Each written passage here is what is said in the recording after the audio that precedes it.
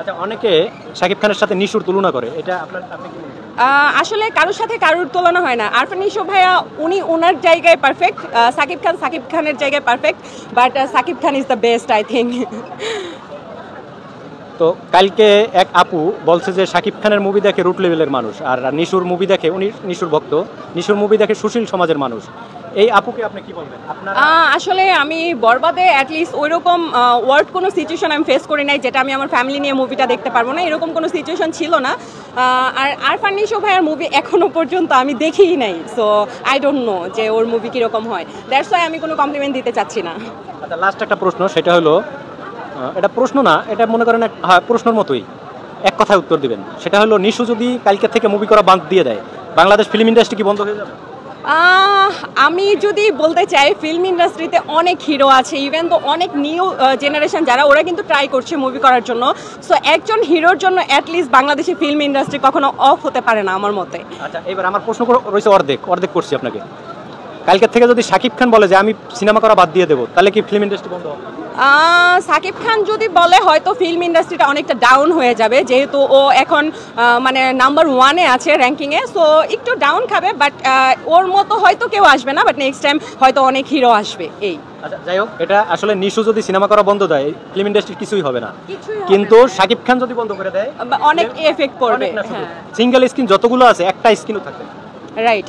I think সিনেপ্লেক্সগুলো থাকবে, বিদেশি ছবি চালায়, এগুলো থাকবে, কিন্তু শাকিব খান যদি কালকে বন্ধ করে দেয়, একটা সিঙ্গেল স্ক্রিনও থাকবে না। হ্যাঁ, কারণ ওর মতো আসলে আগের যে আমি দেখতাম যে মান্না ভাই যারা ছিল হিরো, ওরাও কিন্তু অনেক ভালো মানে অ্যাক্টিং করতো। তো ওদের পরে সাকিব খানকে আমি কাউন্ট করব যে ও বেস্ট হিরো। সো ও গেলে অবশ্যই এখানে অনেক এফেক্ট পড়বে, ব্যাড এফেক্ট পড়বে। আচ্ছা, আপনার পছন্দের একজন হিরোর নাম বলুন। সাকিব খান। হ্যাঁ, বাংলাদেশে যদি বলেন তাহলে সাকিব খান। আচ্ছা, এই মুভির যে লুক দেখছেন, আপনি পাশে দাঁড়া করেন তো সালমান খান, আমির খান, শাহরুখ খান আর শাকিব খান এর পাশে। আচ্ছা, যদি লুকসের কথা বলি, অবশ্যই সাকিব খানের লুকস বেস্ট, কারণ সালমান খান হচ্ছে অনেকটা হাইটের শর্ট, যেটা সাকিব খানের আছে, সো ও best. Shakib Khan best. Okay, thank you. কি নাম আপনার? আমি আদ্রিজা আফরিন সিনথিয়া। আচ্ছা, এখানে কেন আসছেন? মুভি দেখার জন্য। কি মুভি দেখেন? বরবাদ, সাকিব খান ভাইয়ের বরবাদ মুভি দেখার জন্য। মুভি কি দেখছেন না দেখবেন? মুভি অলরেডি আমি দেখেছি, আমার কাছে মুভিটা খুবই ভালো লেগেছে। মানে বরবাদই কেন? আরো তো অনেকগুলো মুভি আছে, বরবাদ কেন? আই থিঙ্ক আমার সব ফ্রেন্ডরা আমাকে মানে সাজেস্ট করে, ওরা যেহেতু বরবাদ মুভিটা দেখেছে, বলেছে না এটা গুড, সো এটা দেখতে পারিস, দ্যাটস ওয়াই আমার দেখা। আচ্ছা, এখন আপনার বন্ধুদের কথা শুনে, মুভি দেখে আপনি কি বন্ধুদের কথা কি সঠিক, ওরা যা বলছিল, নাকি মুভি দেখে কি আপনি স্যাটিসফাইড, নাকি আপনার? হ্যাঁ, না, আমি মুভি দেখে স্যাটিসফাইড, কারণ আমি সাকিব খানের আরও মুভি দেখেছি, বাট এটা আমার কাছে বেস্ট মনে হয়েছে। অ্যাকশন থ্রিলার ছিল, খুব ভালো ছিল মুভিটা। এই ধরনের মেকিং, এই ধরনের মুভি কি এর আগে বাংলাদেশে কোনোদিন দেখছেন? হ্যাঁ, এর আগে দেখেছি, বাট এইটা বেস্ট ছিল, কারণ এর যে হিস্ট্রিটা ছিল খুবই ভালো ছিল, বাট লাস্টে যে এন্ডিংটা ছিল, এন্ডিংটা আমার কাছে ভালো লাগেনি, যেহেতু মানে যে হিরোইন ছিল ও মারা যায়, এটা আমার কাছে একটু মানে হার্ট হয়েছে। আমি মানে এটা যদি গল্পের সাথে যায়, এখানে যদি বাছাই রাখতো, তাহলে কি গল্পের সাথে যেত?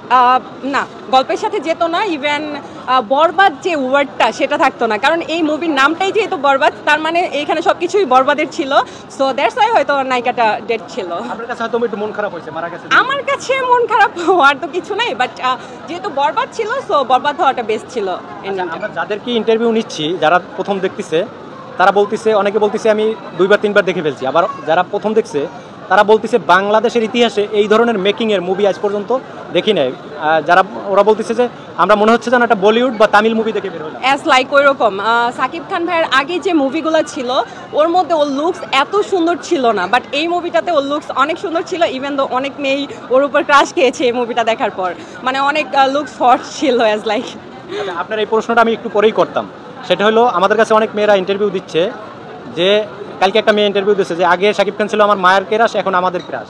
এই মুভি দেখে বের হয়ে যে লুক দিছে এই মুভিতে, এটা কি আসলে এই ধরনের লুক আছে এই মুভিতে?